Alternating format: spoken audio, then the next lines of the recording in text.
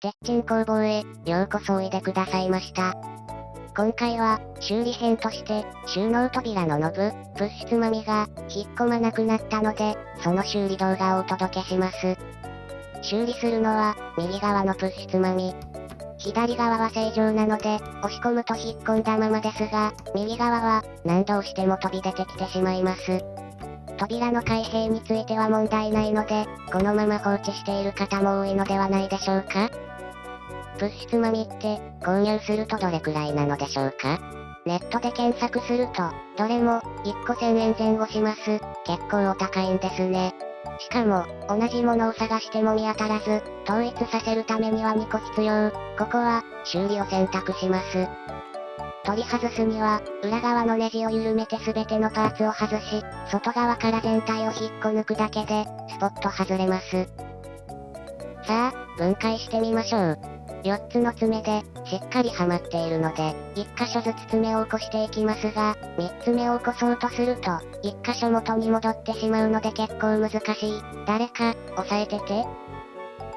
と言っても、誰もいないので、いいってなりながら、なんとか頑張ります。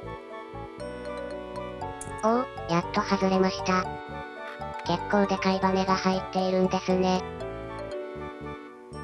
次に出てきたのが、両端が直角に曲がった金属棒。どうやらこれが外れてしまって、機能していなかったようです。そして、これが一番重要なパーツ。さっきの金属棒を誘導するガイドです。どんな風に誘導するのか、作動原理を確かめます。ここが原点、押す、離す、押す、離す、で、原点復帰。ちょっと拡大してみます。この部分に段差があり、金属棒は必ず右側の通路に誘導されます。その後、絶妙な角度で後戻りせず、左回りに誘導され、最後に段差を降りて、原点に戻ります。いやー、これ考えた人、すごいですよね。感心します。このガイド、スムーズに動くみたいだし、他も壊れたところがなさそうなので、組み立ててみます。ここに1箇所、穴が開いているので、おそらくここに金属棒が差し込まれていたのだと思います。最初に金属棒をセット、次にバネをセットしてから、ガイドをセットします。よしよし、スムーズに作動します。金属棒を引っ掛けた時が、つまみを押し込んだ状態となり、この状態のまま、残りのパーツをはめ込みます。実はこの組み立て順番、30分格闘の末、ようやくたどり着きました。左手の親指の爪、いかれました。修理、完了。さあ、元に戻します。これ、上下関係あるのだろうか？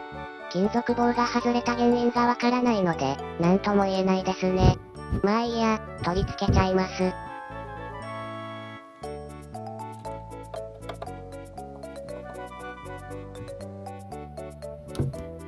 修理完了。1000円の出費を防げた。最後までご覧いただき、ありがとうございました。鉄鎮工房へ、また来てね。